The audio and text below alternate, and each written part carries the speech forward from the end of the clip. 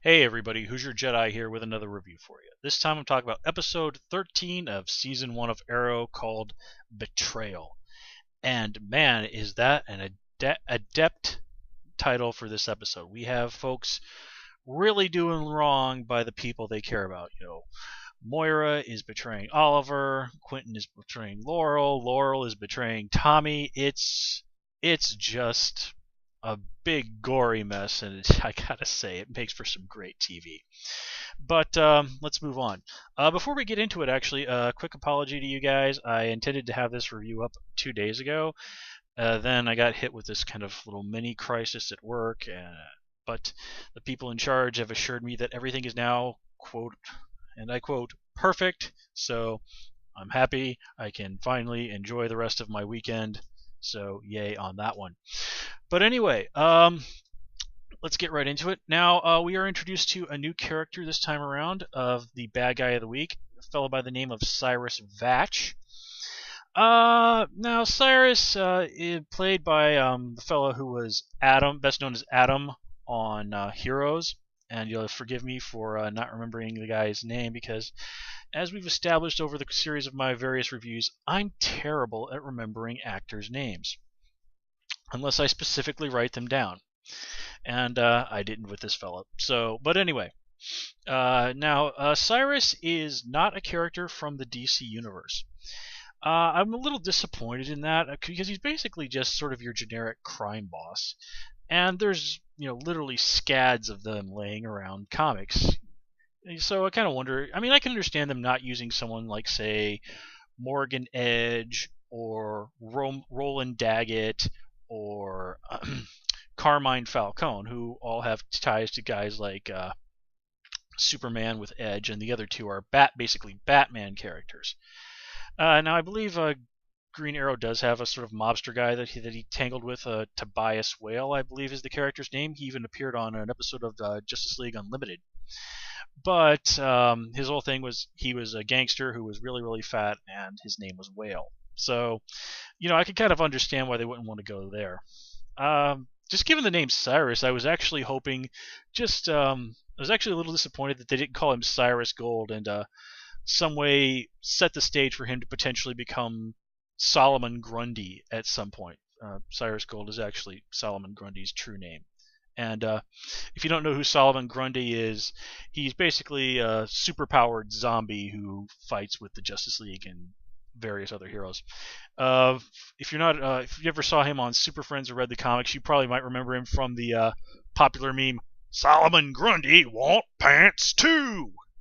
Yeah, remember that from Cartoon Network from several years ago? Yeah, okay, that's Solomon Grundy. But no, he's just a straight up original character, and I guess there's nothing really wrong with that. But like I said, they could have plucked. If that's all that this character is meant to be, then it seems sort of a shame they couldn't find some fairly unremarkable mob character, crime lord character, and use him. I mean, look at the way they used Ted Gaynor. He's not really somebody that people would know, but they were able to take him and use him in a way that was cool and made sense. On the other hand, if they do have an original idea for things to do with this character, and that's why they specifically did not choose somebody from the comics, if they have their own ideas, and we've seen that the folks who write Arrow are very, very talented writers who come up with a lot of really great ideas. So if they have something that it would serve them better to use an original character, then that's all right. So I guess we'll just have to really wait and see if Cyrus appears again. Now, I'm actually all in favor of this because, one, we're dealing with a very good actor here, and it would be nice if Green Arrow did have more reoccurring villains. So, I mean, so far he's not really had too much in the way of that. I mean, China White is really doing the best in that regard so far. I mean, she has caused trouble at least twice, although of course we'll be seeing the return of the Dark Archer at some point, I'm sure. But anyway, as I said, apart from the fact that he's sort of a crime lord and extremely ruthless and reasonably intelligent, there's really not a lot going on with Cyrus. Now, I did like the idea that he had very carefully counted how many arrows Oliver carries with him into battle, and apparently picked out enough guys to make sure that Oliver would use them all up by the time he got there. Actually, it's kind of a little surprising that Oliver would only take less than 30 arrows into a situation where he's assaulting the stronghold of a major crime lord, but you really can, I suppose, only carry so many arrows. So if that's so, in any case, that makes Cyrus seem like a very, very smart guy. I mean, he really does use that particular weakness of Oliver's against him. Now, of course, it is a little strange that somehow Cyrus didn't hear all of that racket that Oliver was causing while he was explaining all of this to Laurel, even though he previously had heard a gunshot outside the mansion when Oliver first came there the first time. But this is rule of drama. You have to let the bad guy explain what's going on properly. So anyway, apart from that, I really don't have a whole lot to say about Cyrus. So we'll just have to see if he appears again. Now, just sort of getting into, let's actually talk a little bit about some of the little shout-outs to the comic fans here. We'll talk about some of the small ones, and then we'll get into some of the more in-depth ones later on. From what I've gathered, apparently the lawyer that Cyrus kills at the beginning was called George Perez, and was employed at the Perez-Wolfman law firm. George Perez and Marv Wolfman are actually the creators of Deathstroke, a character who was introduced in the Teen Titans comic books in the early 1980s. The Wolfman-Perez run on Teen Titans is really just some legendary stuff, and I've gone back and read a good chunk of that stuff, and even after 30 years, that's still some pretty good comics. And honestly, George Perez is actually my favorite comic book artist, basically of all time. He is just such an amazing guy. He has put so much detail into stuff, and nobody draws an epic scene of like just massive number of characters like him. And if you ever want proof of just how awesome this guy is, go read the Justice League Avengers crossover miniseries.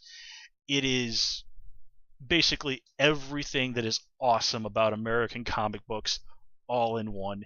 Seriously, one of the greatest superhero stories ever told, and it is just absolutely gorgeous every single page. But anyway, there was also a mention of the Winnick building. This is a reference to Judd Winnick, a well-known Green Arrow writer, who was also, just a bit of trivia, Judd on the Real World San Francisco. I actually got to see Judd speak at Comic-Con several years ago, and he's quite an interesting fellow, a somewhat controversial writer, but definitely a man who really does care about what he does for a living. So yeah, and if you actually want a good comic, check out his book. It's a little hard to find these days, but it's quite good. It's called The Adventures of Barry Ween, Boy Genius, and it's just like, imagine if Dexter from Dexter's Laboratory was just insanely foul-mouthed and like a real big jerk, and you'd be kind of on the right page. It's some funny stuff. But kind of getting into the story, oh yeah, and of course, once again, we get to see the Iron Heights prison, where, of course, in the comics, the Flash villains are locked up. Now, one thing that we get to see this episode that's quite interesting is the scene at the police station where Quentin Lance seems to be the only one who's really interested in hunting down the vigilante. The other cops are just like, hey, we're cool with this guy. And this is interesting because, well, one, Oliver is breaking the law, and Oliver has killed a heck of a lot of guys. I mean, no way that some of those goons that Oliver fought this episode are not on a slab at the morgue by the end of the night. I mean, Ollie was not pulling any punches this time around. So, Quentin Lance is very justified in wanting to track down a guy who has killed God knows how many people and injured plenty more. On the other hand, this is actually kind of reminds me of things I've seen in the comic books over at Marvel, where we see some of the attitudes that the police have towards the Punisher. Now, it's varied a little bit over the years, but especially during the Garth Ennis run on Punisher, it was made very clear that the cops absolutely love the Punisher because he kills and gets rid of the criminals so that the cops don't ever have to deal with these guys again. And the way this is actually sort of seems to be happening here with Oliver. And we've already seen that the media is actually starting to take his side on things. Now, this is really a major inversion of what we tend to see in, violent vigilante stories. But it's also rather in keeping with the way people in the DC universe react towards superheroes. Now, one of the things that is very different between DC and Marvel is that in the DC universe, the public generally seems to embrace the heroes very securely. Superman gives speeches before the United Nations. So does Wonder Woman.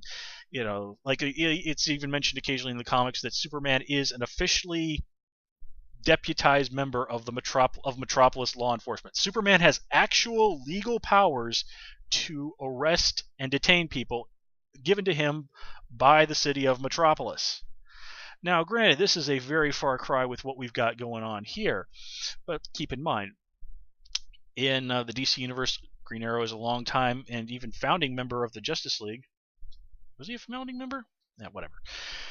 But anyway, he's a longtime member of the Justice League. He kind of gets all the fun stuff that goes along with that. People in positions of authority will trust Green Arrow within reasonable limits because he's basically a member of a highly respected organization that has genuine, the genuine support of government and law enforcement around the world. So, like I said, we're a long way from that here.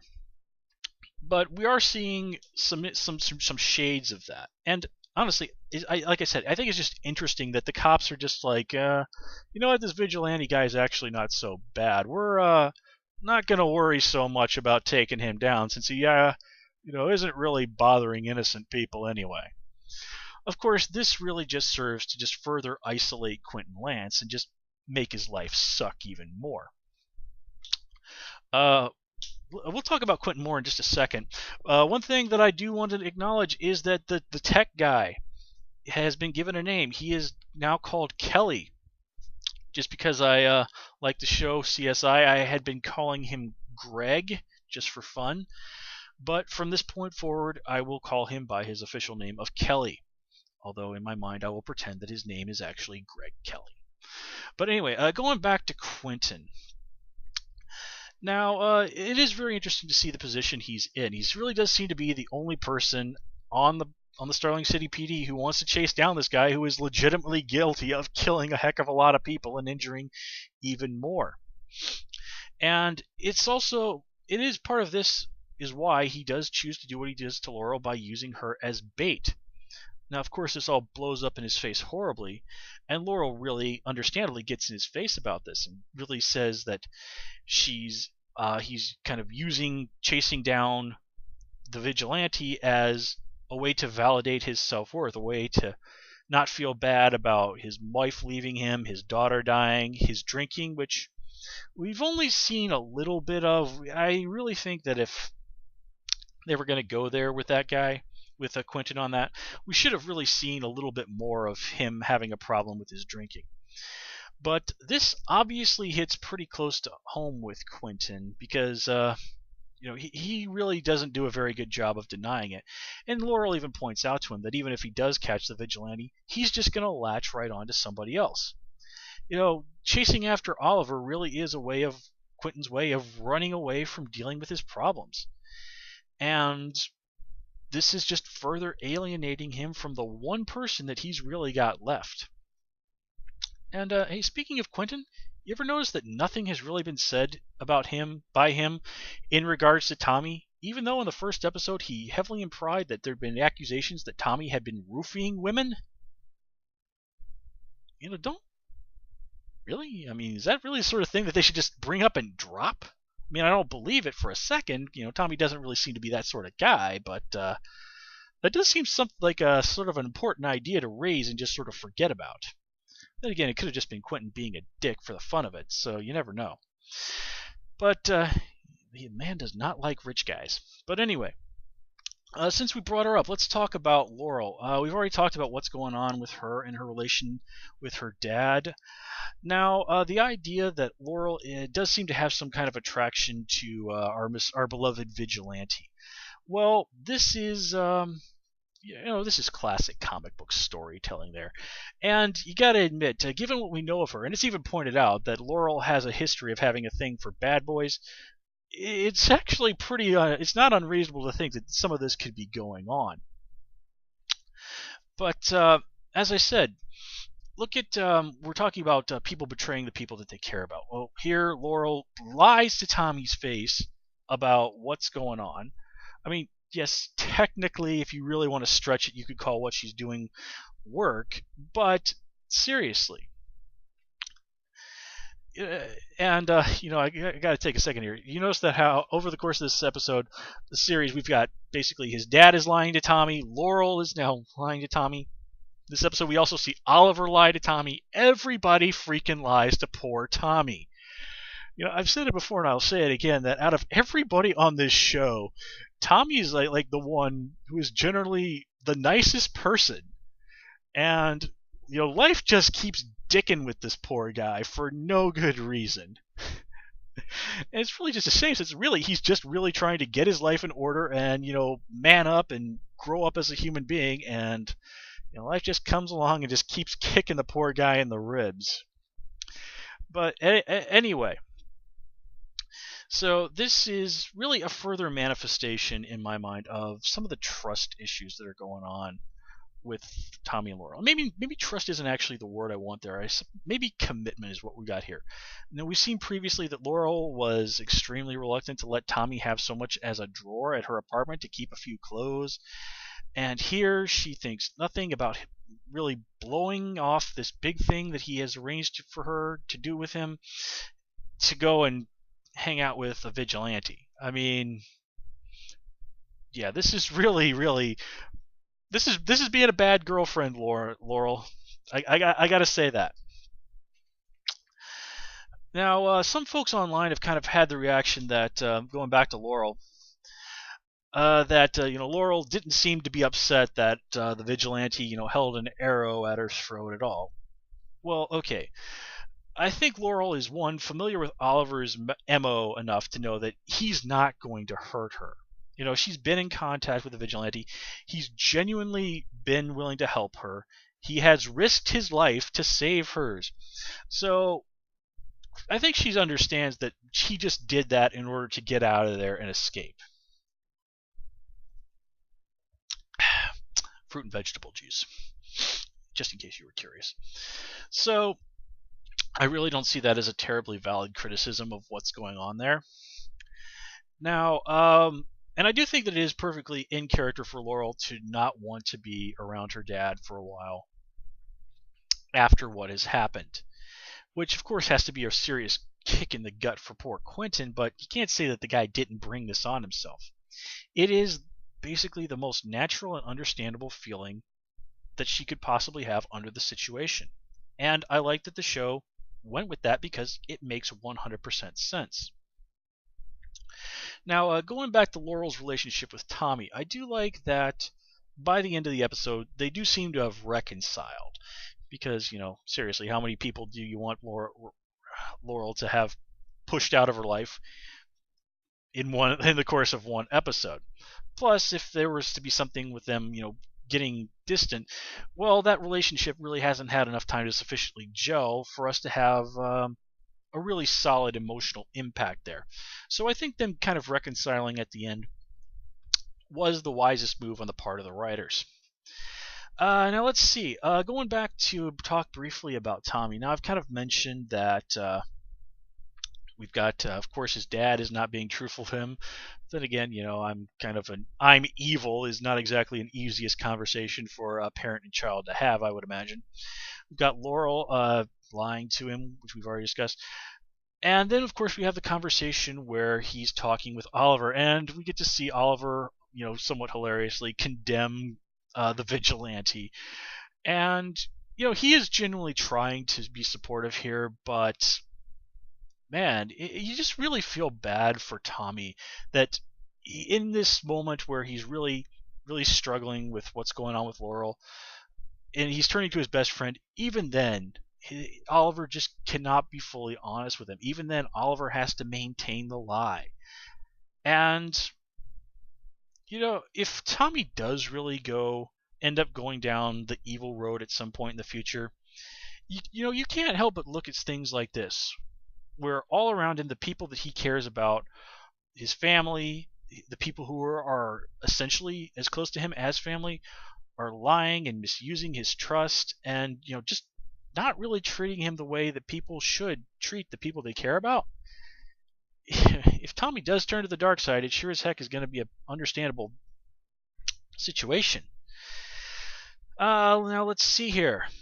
Oh yeah, I almost forgot.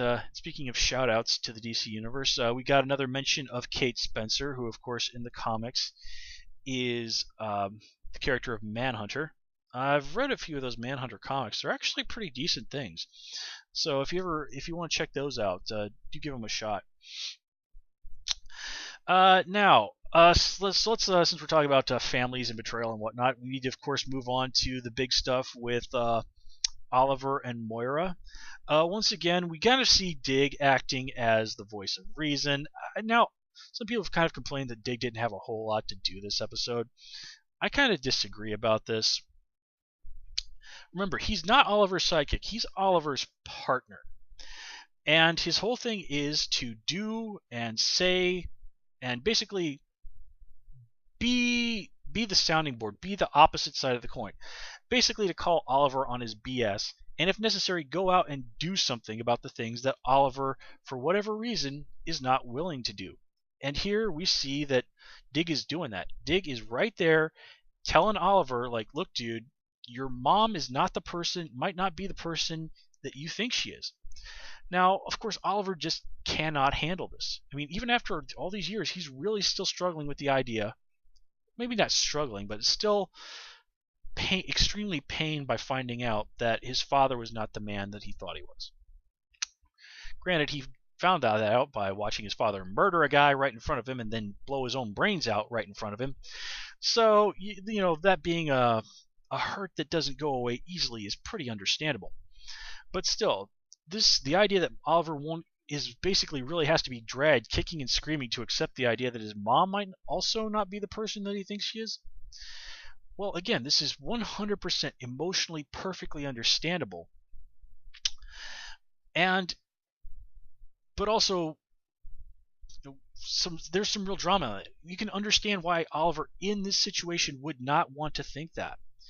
Which, of course, is why when he learns the truth, it's so horrible and painful for him. We all have blind spots for the people we love, and that's even basically spelled out almost word for word by Dig in this speech.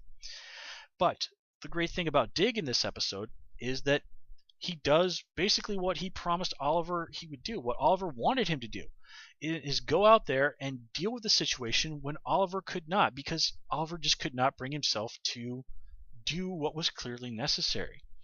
And granted, Dig does stumble a little bit, with the whole I'm looking for the bathroom thing. He is still, of course, new to this stuff. But he, recovers. He finds a perfectly good way of explaining to the security guy that catches him what he's doing in that supply closet. He gets that recording, which, of course, exposes 100% for sure that Moira is not the person that Ollie thinks she is. Now, exactly why it was able to record more, that little gadget was able to record Moira's voice so well and conveniently made Malcolm Merlin's voice sound weird and unrecognizable. Because remember, this is Tommy's dad. Oliver knows this guy. He's at dinner at their house. He's certainly going to recognize Malcolm Merlin's voice as long as it's reasonably clear. And there's no explanation given for this, which again I have to call BS on, but, well, pardon me. If that happened, then a lot of the story would really be over before I had the chance to be told. So I understand why they did this, but there really needed to be some kind of reason given here, because otherwise it's just BS, really. But anyway, we do kind of get some more insight as to what's going on. Moira has done what Malcolm has asked and gotten some guy to back down. Now, that, of course, also gives Oliver a potential name for somebody who could tell him what the undertaking is, because, I just somehow get the impression that whoever tells him this, it's probably not going to be Moira. But anyway, this all, of course, leads to Oliver having to accept that his mom is not the woman that he thought she was. And of course, this leads into the what has to be, I'm sorry, I'm going to say it right now, is absolutely undeniably the best scene of the series so far with Moira Queen, you have failed this city. Oh man, I literally dug up the clip for that on YouTube and I've watched it like half a dozen times. It's just so awesome. Now, whether or not, now just how much information Oliver's going to get out of his mom is, of course, questionable. But let's think about this for a minute. This, even if this he doesn't really get anything use out of her, this does serve Oliver in another way, and that is if anybody ever sort of gets that whole idea that he might be the vigilante going on again, he can always say, "Dude, the vigilante attacked my mom. Do you really think I would do something like that?" And you got to admit that is a pretty compelling argument. So, if nothing else, Oliver's got some additional camouflage for his secret identity out of this. Now, I've seen the previews for the next episode, so I have at least some idea of how this encounter with Moira is going to go. But I'm not going to say anything about that for folks out there who, like me, are not fans of spoilers. But I will say this, folks, next episode, gonna be really awesome. Oh, and speaking of this episode, this was directed by a fellow by the name of Guy B, and yes, that does appear to be the gentleman's real name.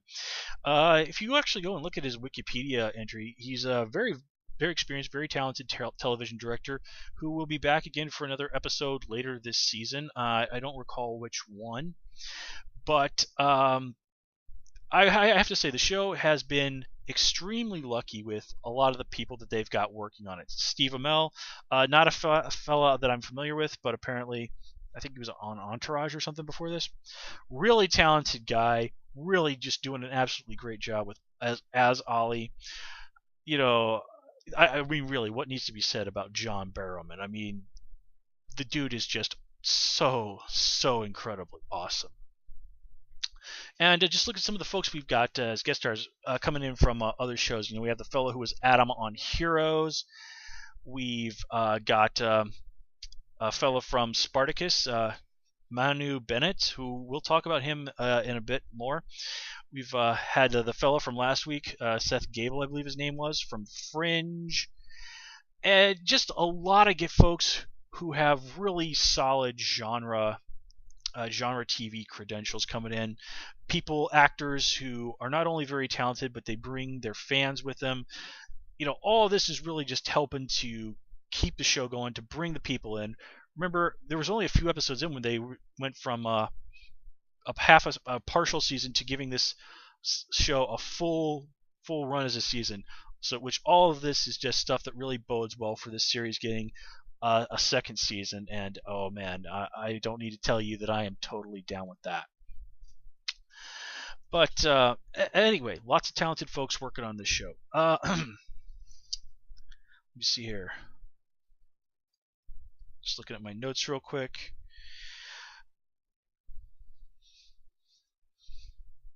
Oh yeah, geez. I almost forgot to say something really important about Laurel.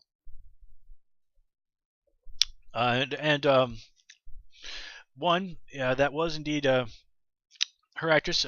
Hopefully, her actress. I believe it's Katie Cassidy is her name, if I remember right. Again, folks, bear with me. I am terrible with names. She did all of her own stunt work in that scene, and you know, give Laurel some credit. She's really improved from when China White and her goons burst into her apartment. She takes those two guys down pretty effectively and pretty brutally. You know, again, foreshadowing her almost certain ultimate destiny of becoming Black Canary. Of course, you know, Laurel's not perfect, but then again, I don't think most of us could take a stun gun to the neck very well. So anyway, points for there. You know, one thing I do have to say that I really like about the show is that this is a show that really does some very excellent stuff with female characters. Now, again, I don't like to get too political around here, but shows that do female characters well and do them justice are sadly in the minority on TV these days. Now, it's not to say that there aren't shows out there that are doing good things. There certainly are. There are always shows that are out there doing good things with female characters. But just in that same regard, there are shows that really, really get it wrong. And, well, anyway, I just want to acknowledge that I think Arrow really does. It really does its female characters justice in my book. And we're not going to get into this any further than that because, like I said, we like to stay positive. We like to keep things relaxed and cool around here. Now let's see. Let's move on and talk about our big stuff on the island. I think I've covered everything that I have to say about what was going on in Starling City in the present. So let's talk about the island. Now this is the episode where we are introduced to Manu Bennett as Slade Wilson. As I've previously mentioned, in the comics, he is Deathstroke, the Terminator. Fans of the old Teen Titans cartoon from several years ago would probably know the character best as Slade. These are indeed intended to be the same character. Bennett, not a guy I'm familiar with. Apparently he's from New Zealand. Yeah, apparently he even played one of the orcs in The Hobbit, or one of the named orcs in the Hobbit movie that came out recently. So, like I said, New Zealand fella. Apparently, he doesn't do a terribly good Australian accent, at least according to some of the Australians I've seen online reacting to this episode.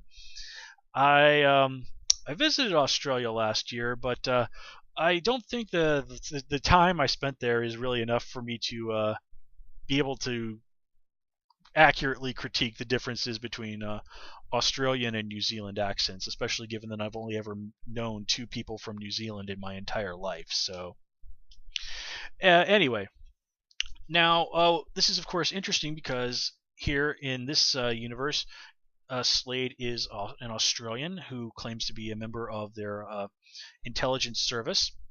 Of course, in the mainstream comics, he's an American and he was a member of the U.S. military. That's where experimental stuff from the military is how he got his powers, which is basically being, superhumanly badass. And well, anyway, that's go read his Wikipedia page. So, but I don't really have a problem with changing Slade from an American to an Australian. It really doesn't do anything with his character. And there's no reason that he can't be an extremely dangerous, badass dude who happens to be from Australia instead of an extremely badass dude who happens to be from America. If you read a little bit about Australian history, you'll notice that there is no shortage of extremely badass guys from Australia. So I don't really have any trouble with that. Now, the idea of Deathstroke, or at least the guy who wore the mask and tortured Oliver being some other dude, being his partner, I don't buy that at all. Slade Wilson is Deathstroke. That's just how it is, and anything else would feel extremely wrong to me as a fan of the comics. And I think this show and the people behind it have made it very clear that while they are willing to tinker with things a little bit, that they are familiar with the comics, that they care about the comics, and that they care about the fans of the comics.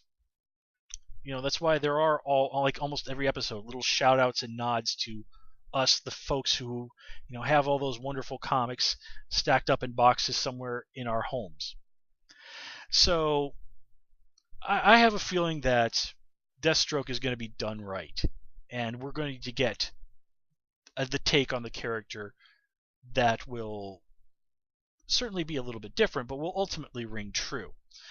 I don't want to turn around and say like, oh yeah, it turns out really Deathstroke is really Wade Defarge or something like that. And if you know the comics, you know that Wade Defarge is basically knockoff Deathstroke. Let's put it that way. Anyway, so getting into talking a little bit more about Slade as a character, I did enjoy the line where he talks about "I like swords." Of course, the sword is Deathstroke's signature weapon, used to kill more than a few people over the years. Uh, Now, I did like that he does offer an explanation for the mask, and he used some specific word for it that I had to look it up, and now that I'm trying to talk about it, I don't even remember what the word was. It just sounds incredibly like baklava, which I know is not correct, but basically he said that the Deathstroke mask was an operations version of a ski mask. So, which if you stop and think about it, okay, that makes kind of sense. It doesn't really make sense why they would pick something very visible, like bright color, like yellow or yellowish orange for that. You'd think that they'd want to keep it a darker color, so for camouflage reasons.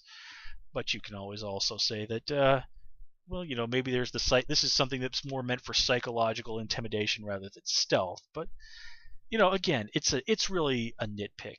At the end of the day, it needs to be that way because that's what Deathstroke's mask looks like. And there are just some things that you just have to give a little wiggle room to the show on.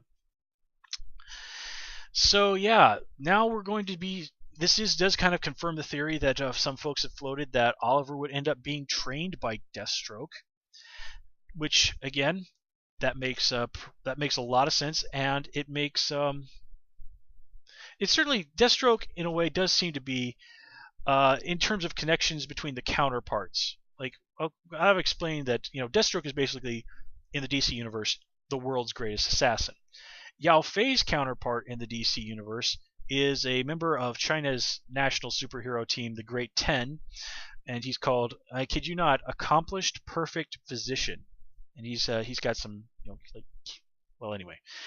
So again, very very different take for Yao Fei, who he is, but again, the idea that Oliver would be trained by Deathstroke, it really does make sense. It fits with the ruthlessness that we've seen in Oliver, especially in the beginning.